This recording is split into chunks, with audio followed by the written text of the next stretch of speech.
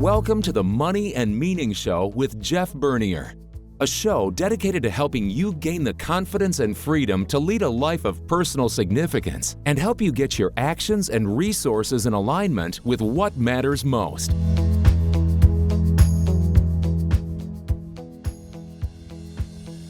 Well, hello and welcome to Money and Meaning Perspectives. I'm Jeff Bernier. A few weeks ago, I read an essay by Chip Conley, the founder of the Modern Elder Academy. In the essay, Conley imagines himself having a conversation with his 90-year-old self. Not a perfect version of himself, not some wise guru sitting on a mountaintop, just an older version of Chip, a man who has lived longer, suffered more, loved more, and gained a little perspective along the way. During the conversation, his 90-year-old self offers this advice. He said, "Chip, don't spend the final decades of your life becoming an already increasingly efficient version of who you already are." You know, this impacted me a little bit because if I'm honest, that's exactly what I and many other people do. We spend decades building expertise, building careers, building wealth, building identities, and then we spend the second half of life trying desperately to preserve everything we've built. But what if life was never designed that way? What if every stage of life has a different purpose? And what if the challenge many people face in retirement aren't financial at all? What if they're developmental? That's where Arthur Brooks' book, From Strength to Strength, offers a fascinating perspective. Brooks introduces readers to an ancient Hindu framework called the Four Ashramas, a roadmap for the stages of life that may be more relevant today than ever before. And for those of us approaching retirement or already living in it, the third stage may be the most important of all. Brooks discovered the Four Ashramas while traveling in India. The framework suggests that life unfolds in four distinct stages. The first one, Brahmacharya, the student, is the stage of learning. We acquire knowledge, develop skills, build character. We prepare ourselves for adulthood. The second stage is Grihastha, the householder. This is where most of us spend a large portion of our adult lives. We build careers, raise families, accumulate resources, establish ourselves in the world. You know, it's the stage of achievement, the stage of striving, the stage where success is often measured by what we've accomplished. And for many of us, and many of you, this stage has been familiar territory for decades. And there's nothing wrong with that. In fact, it's necessary. The problem comes when we believe this stage should last forever. Arthur Brooks in Strength to Strength describes something he calls the striver's curse. You know, the very characteristics that made us successful can become obstacles later in life. Think about what helped you succeed. Your ambition, competitiveness, discipline, achievement, the willingness to sacrifice today for tomorrow. These traits are powerful, but eventually life begins to ask different questions. Not how much more can I accomplish, but what am I becoming? Not how much more can I accumulate, but what can I contribute? The difficulty is that many successful people continue playing yesterday's game. We keep chasing promotions, recognition, status, more, long after those things have stopped bringing lasting fulfillment. And that's where the Four Ashramas become especially interesting, because they suggest at a certain point in life we're supposed to change the game. Enter the third stage, called Vanaprastha. The word literally means forest dwellers. Traditionally, this stage began around age 50. Now, before you start packing your hiking boots and heading for the mountains, that's really not the point. The forest is symbolic. It's about creating distance from the noise of achievement, stepping back from constant striving, making room for reflection, wisdom, spiritual growth, service, teaching, mentoring. In modern language, I think Vanaprastha might simply mean becoming an elder. Not older, an elder. And there's a difference. An older person has accumulated years. An elder has transformed experience into wisdom. And that's a transition our culture doesn't talk very often about. We've created endless roadmaps for building a career, for building wealth, for building a business, but very few roadmaps for becoming wise. As a financial advisor, I've seen this firsthand. Many people prepare extensively for retirement financially. They know their withdrawal strategy. They understand Social Security. They have a retirement income plan. They know what their portfolio is designed to do. But when retirement arrives, they discovered that the real challenge wasn't money. It was identity. For 40 years, someone asked for your opinions, needed your expertise, called you when problems arose. Your work provided structure. Your work provided meaning. It provided feedback, status. Then one day, it all stops. And many people wonder, who am I now? Chip Conley's imagined conversation with this elder speaks to this. His older self tells him something that feels almost countercultural. Being needed is overrated. Let me say that again. Being needed is overrated. At first, that sounds really strange, but the deeper message, I think, is profound.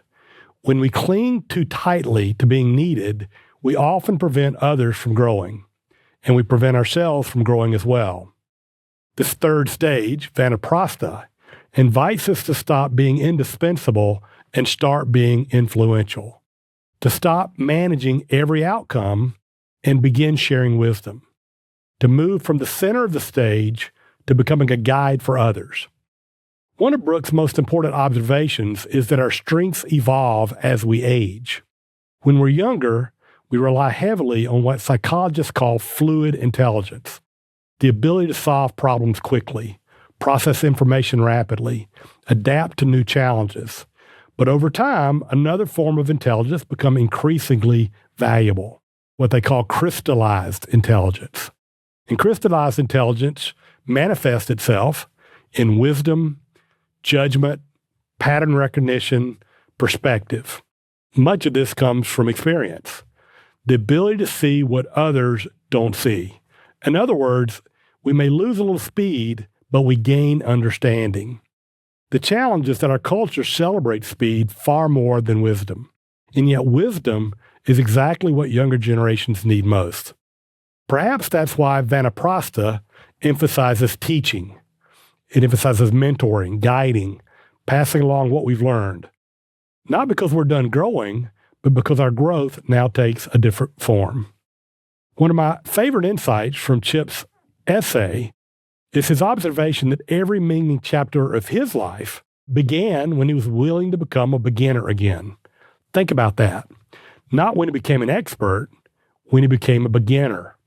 I love that idea, and I love that idea because many retirees unintentionally spend their retirement preserving what they've already been, protecting expertise, protecting identity, protecting certainty. But what if retirement is actually an invitation to become curious again? I love that word, curious, to learn, to explore, to reinvent, to discover interests that were buried beneath decades of responsibility. What if retirement isn't graduation, it's enrollment?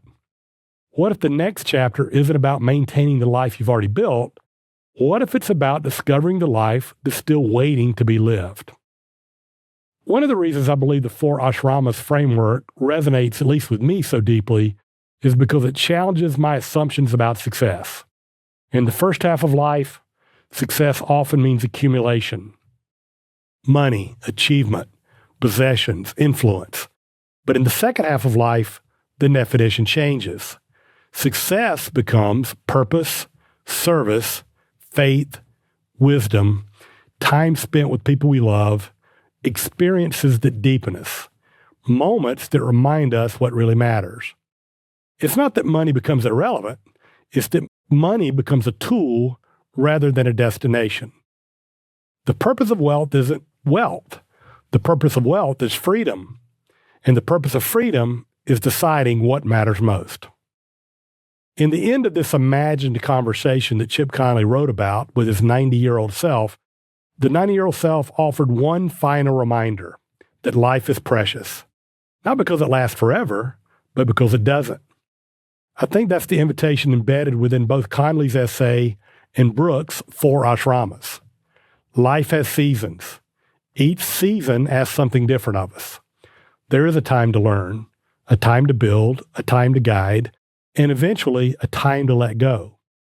The challenge for many successful people isn't reaching retirement. It's recognizing that retirement may be an invitation into a completely different stage of life. One less focused on achievement and more focused on wisdom. Less focused on accumulation and more focused on contribution. Less focused on proving your value and more focused on sharing your gifts. So let me leave you with a question. If your 90-year-old self sat across from you today, what advice would they give? And perhaps more importantly, what are you waiting to start doing? Thanks for joining me today on this episode of the Money Meaning Perspectives. Till next time, remember that money can provide freedom, but meaning gives freedom a purpose. Thanks for joining me. I hope you found some of this helpful. You can check out past episodes of the Money and Meaning Show wherever you stream your favorite podcast. I'd love to hear from you. Give us a rating. You can also reach me by email at moneyandmeaning@tandemgrowth.com, or you can check out our corporate website at www.tandemgrowth.com. Thanks and have a great day. Take care, all. Thank you for listening to the Money and Meaning Show with Jeff Bernier, a show dedicated to help you gain the confidence and freedom to lead a life of personal significance and help you get your actions and resources in alignment with what matters most. We would love to hear from you. If you have any questions or comments on the show, feel free to reach out to us at moneyandmeaning@tandemgrowth.com, or you can find us on the web at www.tandemgrowth.com. Jeff Bernier is the President and Chief Investment Officer at Tandem Growth Financial Advisors, LLC, an SEC-registered investment advisor. This show is a production of Tandem Growth Financial Advisors, LLC. All information discussed is general in nature, is provided for informational purposes only, and should not be construed as specific financial, legal, or tax advice. Listeners should consult an attorney or tax professional regarding their specific legal or tax situation. Listeners should not rely on the content of this podcast as the basis for any investment decisions. A professional advisor should be consulted and/or independent due diligence should be conducted before implementing anything discussed in this show. While information presented is believed to be factual and up-to-date, Tandem Growth Financial Advisors, LLC, does not guarantee its accuracy, and it should not be regarded as a complete analysis of the subjects discussed. Tandem Growth Financial Advisors, LLC, does not make any representations or warranties as to the accuracy, timeliness, suitability, completeness, or relevance of any information prepared by any unaffiliated third party, such as guests on the podcast, and takes no responsibility for the same.